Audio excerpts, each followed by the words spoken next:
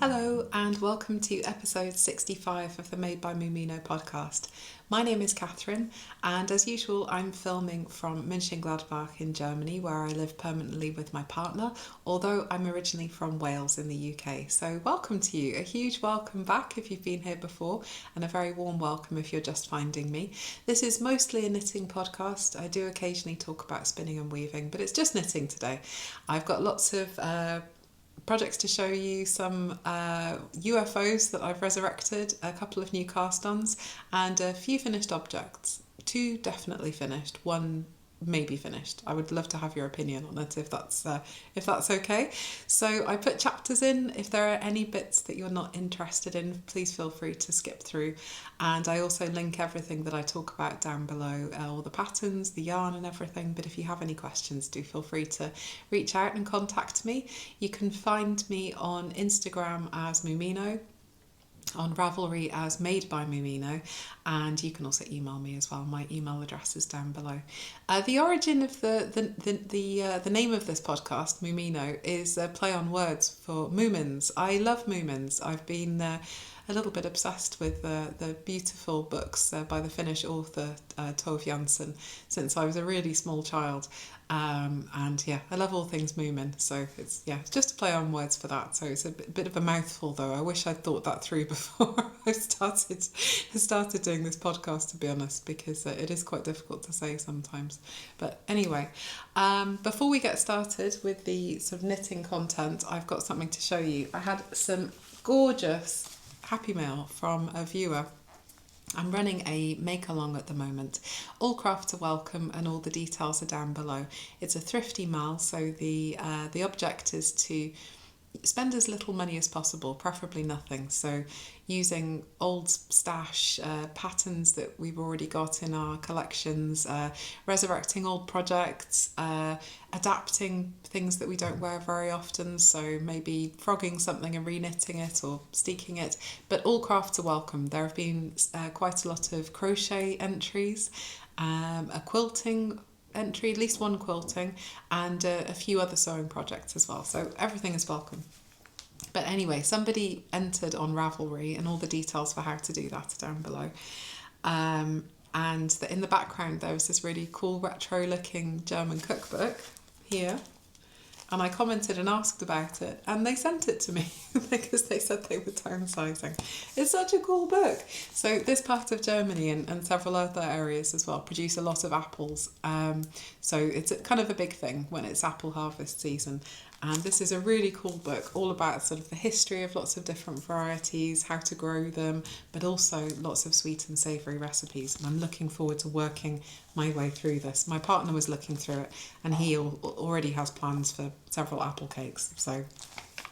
But the lovely viewer also included this spinning magazine with loads of really interesting information and tips. In the last episode I was talking about doing chain ply, and there's a really big how-to guide about how to do chain ply, also known as Navajo ply, which is basically when you take one of your spun singles and make a crochet chain out of it whilst plying it, so you end up with a 3-ply yarn just from 1 skein, which is really cool. But anyway, thank you so much for this. It was super kind of you, and I've already enjoyed looking through them, and I will definitely enjoy doing a bit more reading. So yeah, as usual, I will start with what I am wearing, and I do apologise. I have a frog in my throat. I was organising my projects for this, and I inhaled some fibre. And I can't stop coughing. So I apologise in advance if there are any random pauses. It's because I'm going to cough a little bit. So yes, today I am wearing my Eleanor Mortensen test knit that I finished a few weeks ago. This is a 4-ply tee with a round yoke construction. I knitted on the recommended needle size of 3.5 millimetres. That's US 4, I believe. And I knit the 5th size. It's a size inclusive pattern. I believe it goes up to 62 inches on the bust circumference. And I knit mine with very little positive ease. There's only a couple of centimetres of positive ease there. But the yoke is beautiful. It comes in 2 charts and you can mix and match them as you want to end up with an asymmetric look, or a more symmetrical look if that's what you want. Some of the other testers were much more adventurous than me. They did lots of different colours to pick out the different flowers and outlining and all sorts of things. Some of all of the samples that were made look absolutely stunning. So if you're interested in knitting this, I do recommend having a look on Instagram or on Ravelry at the other finished projects, because they really are beautiful. I used a linen blend for mine. It was from the Knitting Shed, and it's called Flax, and it's 90% merino, 10% linen, so you get these lovely little flecks of it. I'll put up a video here of me wearing it. It's got a beautiful lacework collar and then matching cuffs and hem with a little bit of extra colour work around the bottom, and it's just beautiful. It's a little bit cooler today. As you can see, there's a light on behind me. I've still got the lights on in here. Because it's cloudy. It's actually raining for the first time in months. It's raining. So exciting. There's some little kids that live next door, and I could hear them jumping around on the balcony earlier saying, it's raining, it's raining. So yeah, we haven't had rain for months here. So yeah, I love this top. It's really pretty, really easy to wear. As with all of Ellen Mortenson's patterns, they're well written, they're well charted, and you know what you're going to get. So yeah, I love this t-shirt. I don't think I made any modifications on this. I didn't lengthen the body. I knit everything as per the pattern. I'm really, really happy with the finished result. So yeah, I don't think there's anything else to say other than I love this t-shirt, and it's a really cool colour. Oh, colours. I can't remember if I said. This yellow colour is called Fool's Gold from the Knitting Shed, and the darker brown is called Coffee Bean. I might have already said that. I'm re-recording this because I almost got to the end of recording and I realised I hadn't turned my microphone on. It does happen occasionally. So I apologise if I repeat myself, but because I've already said everything once, I'm all muddled in my head as to what I've done and what I haven't done. But yes, that's what I'm wearing today. I've got two definitely finished objects to show you. The first of which you've already seen quite a few times, so I won't spend too long on it. I finished the neon socks, the neon unicorn socks, and I still haven't made a Ravelry project page. I am so sorry. I made this little chart for the unicorn with the stars, and I will put it on Ravelry as well. I will try and do it today. I'm really, really sorry because I've already said a couple of times that I'm going to do it and I haven't done it yet. So yeah. I knit these on a 2.25mm needle, 72 stitch cast on, but I reduced down to 64 stitches for the foot. When you do colour work, there's often a bit less stretch, so I just wanted to make sure that they fit my friend nicely because these are a gift. And they're just a vanilla sock pattern with a heel flap and gusset. The main colour is a gorgeous neon yarn from Siobhan's Crafts. I'll link that down below. And the contrast colour, I'm pretty sure it's a little bit of a leftover from Lay Family Yarn. But yeah, it's just so cute. I've decided not to duplicate stitch the unicorn with white or anything. I think it's fine. When I asked you a couple of weeks ago, everybody seemed to think that you could see the unicorn fine, so I'm just going to leave it. But yes, these are blocked and ready to gift. I've only got one sock blocker of this size for the sizes that I don't knit very often. I tend to only have one of each just to save space. I've got a tiny little flat and it just saves on storage. Yeah, probably doesn't make that much difference only having one sock blocker, but you know, there we go. But yes, these are all blocked, ready to go, ready to be gifted to a really good friend of mine for their birthday in a couple of weeks' time. So yes, there's nothing more to say about those. The other finished object that I've got to show you is this Musselburgh. This is yet another Musselburgh for my partner, and I think I've blocked this. I'm pretty sure I've blocked this. But this is honestly my favourite ever hat pattern, possibly one of my favourite all-time patterns, because it's just so versatile. I mean, technically you could use any weight of yarn to make this. When you start knitting, it's a paid for pattern, so I can't give numbers and things. But when you start knitting, you start doing these increases, and after you've done a few centimetres, that's your gauge swatch. So you don't even need to do a gauge swatch. And then there's a really helpful chart that shows you how many stitches then you need based on your gauge so far. But I knit this on a 3.25mm needle using just ordinary 4-ply yarn. This was from Het Volbeest in the Netherlands. She's a local to me dyer, and this is what I've got left. So as you will have seen before, when I've knit so many of these, you end up with this beautiful double layer hat. It's essentially a tube. So you start knitting at one end, do your increases, got loads of stockinette, so it's a perfect travel project, and then you do the decreases at the end when you're ready. My partner has a shaved head, he's bald, so he does get a rather chilly head, and he has a variety of these in many different colours to go with different outfits and things, and he loves them. So yes, yet another Musselburgh to add to the collection, and this one's so cool. I love the purples and things that are coming through in this. The colourway is called Creepy Virginia, and it's just really pretty. So I have a plan with what to do with all of these leftover bits from all of the Musselburghs that I've made over the years, and I'll talk to you about it a bit later. But yes, that is my second definitely finished object, but I have a third one that might be finished to show you. If you've been here for a while, you might remember me casting this on, but I think I finished my Riggies cardigan. It's a bit difficult to show it to you here, so I will put in a little video here of me wearing it.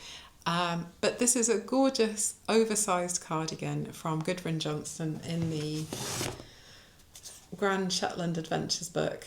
I made this on the recommended 5mm needles, and I knit the third of 3 sizes, and it's really nicely oversized, which is exactly what I wanted. The construction is super simple. I mean, it's fiddly because you need to seam the bits together afterwards, but it was a really nice thing to knit, and it didn't take me that long once I actually sat down and concentrated about it. So you knit the 2 back panels sideways, then you knit the 2 front panels sideways, and then you start joining everything together using a 3 needle bind off so that you get this lovely visible seam throughout. The most fiddly thing about this pattern was the final rib finishing a lot around the front, because you need to pick up all the way from the bottom hem all the way around the neck to the hem on the other side. So thankfully I only had to do it once. It gives you a ratio of what to pick up, so not a specific stitch count, which honestly I prefer, because once you pick it up, use a nice long needle and just make sure that you're happy with it. And it's kind of much easier than trying to concentrate on how many stitches to pick up in each section. It just feels a little bit more natural. But yeah, I really love this. The reason I'm not sure if it's finished is because I haven't done the pockets yet. There are beautiful diagonal pockets that you knit to apply to the front of the cardigan. I'll show you. Can you see the pockets here? I might be able to see them there. And I don't know whether or not to put them on. I'm happy with it as it is. And I'm thinking, I've got long cardigans that I've made in the past, and I don't really use the pockets. What they do tend to do is pull the garment forward a little bit if you put anything in there. So I'm not sure what to do. I used this British 4-ply from Woolly Knit. It comes in these really handy 500-gram cones. And as you can see, I've got plenty left from 2 cones. This colour is called Dark Apple. If you don't have access to Woolly Knit, something like Holst Super Soft is very, very similar. It looks very, very skinny, but then when it's blocked, the spinning oil comes out of it and it does bloom quite a lot. So yeah, not sure what to do about this. I might put pockets on, I might not. I think what I will do is wear it for a little while and see how I feel about it, and then maybe add pockets later. What do you think? Have you made the Riggies Cardi and did you put pockets on it? Yeah, so I'm not sure what to do about that. I followed the pattern exactly, didn't make any modifications to it. I think it would be quite difficult to make modifications to, because you're knitting it sideways. I suppose you could make it longer by casting on extra stitches or make it wider, but I think it's just, see, that fluff is coming back to haunt me. Yeah, so yeah, I just followed the pattern. The only thing that I did do was, after I did the 3 needle bind off on the inside, And I often do this on my raglan seams as well. I used the long tail that was left over to just very, very gently reinforce the back of that seam to stop it from pulling open a little bit, because there's a... When you've got a cardigan like this, and it is quite a large, heavy cardigan, all of the tension and all of the sort of the weight is on this seam here, and I just didn't want that to open up at all. So as I said, I just took that long tail and I just reinforced that seam just a little bit from the back, and you can't see it at all. So, but it's a really good way of closing up holes on your raglan as well. If you haven't quite got the hang of doing invisible increases, in the last episode I did put a link to how to do invisible increases, but even so, you're going to end up with a small hole whatever you do. And it's just a really nice way of closing those holes as well. I almost do like a mattress stitch, I suppose, but I don't pull it tight. It's just to gently hold those two pieces of fabric together to stop the holes from opening up. But yeah, is it finished? Is it not? What would you do? I'm not sure. So, but I love it. It's really gorgeous, and it's going to be perfect to wear as the weather's cooling down a little bit. And I can definitely see myself wearing it a lot. Just not sure whether or not to add those pockets. But yeah, a long-term WIP, pretty much finished, if not actually finished. Just one more end to weave in that I noticed of when I was blocking it.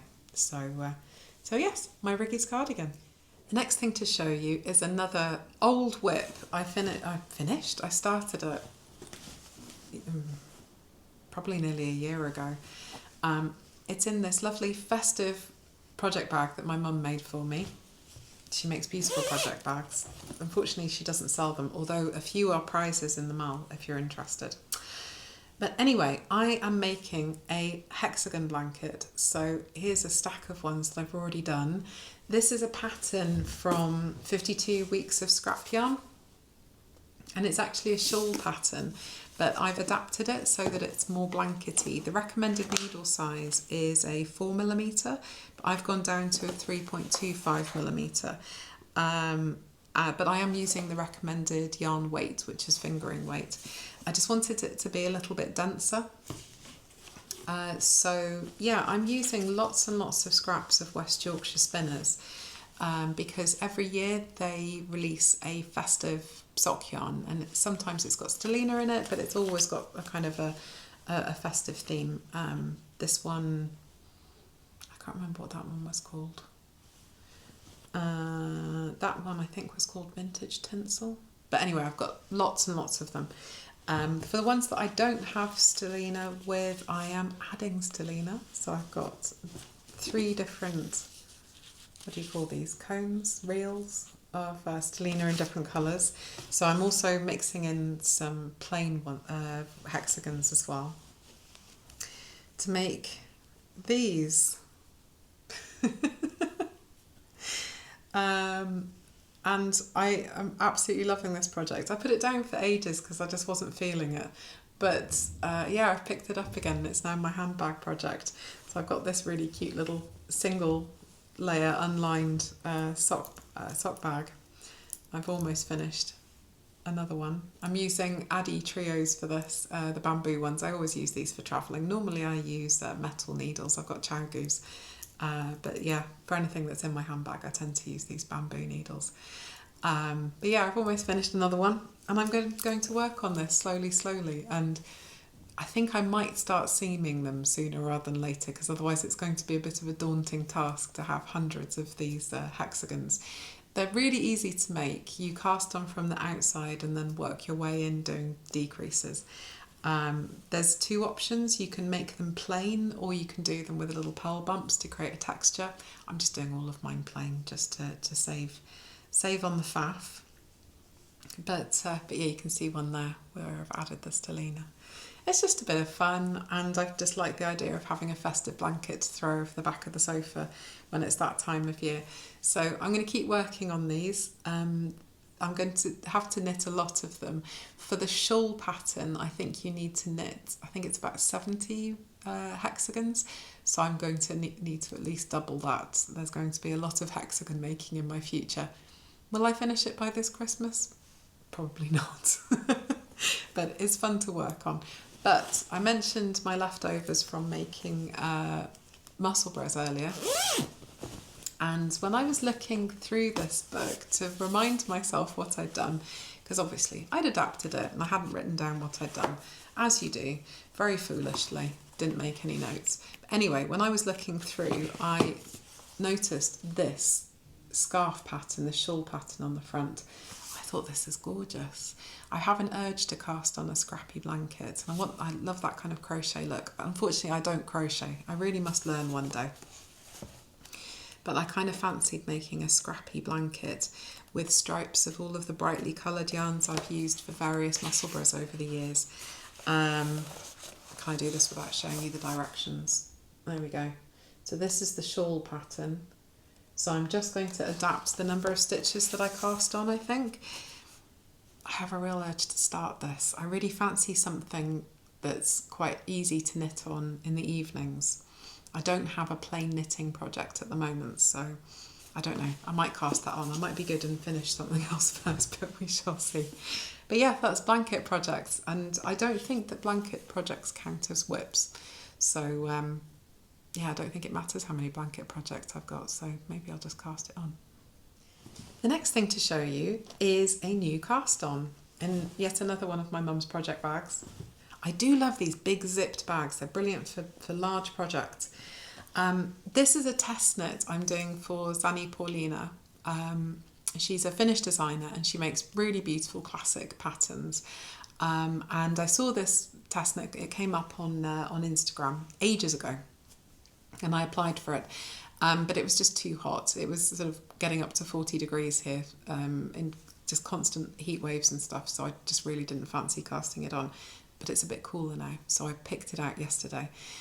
I was umming and ahhing what kind of yarn to use for this. I'm trying not to buy any yarn for a few months because my yarn stash is not small, let's just put it that way. I did a yarn stash tour a few months ago, if you're interested. And based on the comments, I'd say mine was average. I mean, hats off to you if you buy yarn for a specific project and just have that in your stash. I don't know how you do that. For me, buying yarn is a separate hobby, all of its own. But anyway, I wanted to use something from my stash for this. So I needed a sweater quantity. So I've decided to use my Icelandic lopi that I picked up. I went to Iceland with my partner for a week in March, I think it was. If you're interested, have a look back at my previous episodes because there's lots of sort of nice shots of snowy mountains and things like that if you're interested, and some tours of some of the yarn shops. But yes, this is similar to xxxx Plutolopi, but it's made by a smaller maker. I think the town was called Selfoss, but it's from what's the name of the dyer, the maker? Thinkborg. And this is undyed, so this is just the natural colour of the sheep, which is amazing. And I should have enough. I think I've got about 600 grams of this all together. And this was the fibre that I breathed in earlier. And I'm holding it just by itself, one strand of this lopi. It's lovely to work with. It's a little bit softer than the xxxx. If I don't have enough, they do have an online shop and they do have a really similar colour. I might end up needing to order another plate or two from them and then blending that in with my other ones to make the colours match. But as I said, I cast this on yesterday and this is all I've got so far. It's a really interesting construction. You make these little tabs for the shoulders and then you join those together and then make sort of increases on either side of them. It's really cool. So all I've done so far is the short rows for the shaping around there. But yeah, I think I'm going to really enjoy knitting on this. I love the idea of having a really nice warm dress that's going to be really lightweight. The beauty of working with this kind of unspun yarn is that it just makes such a beautiful light fabric that's incredibly warm. So yeah, I think this is a good use for my lopi yarn. I did want to make a traditional Icelandic sweater with it, but I have enough for this dress and it just seemed like the right thing to do. The only problem is that because I was intending to make a colour work sweater, I also bought these two colours so that I have this lovely low contrast, which I'm not going to be able to use now with this project. I'll find another use for them. It'll be fine. But it's just a shame that I'm not going to be doing what I originally planned. But, you know, that's the way it goes, isn't it? But yeah, this has got a nice long deadline on it. It's not due until the 2nd of November, so I'm going to work on this slowly over the next couple of months. And yeah, I'm mixing the sizes a little bit. So because it's a dress, I asked the designer if they were okay with me mixing 2 different sizes, because when I buy normal clothes, I'm 1 to 2 dress sizes smaller on my top half than on my bottom half. So I've cast on the 5th size for the top. It's a lovely size inclusive pattern, by the way, with great schematics and everything. It's going to be really nice when it comes out.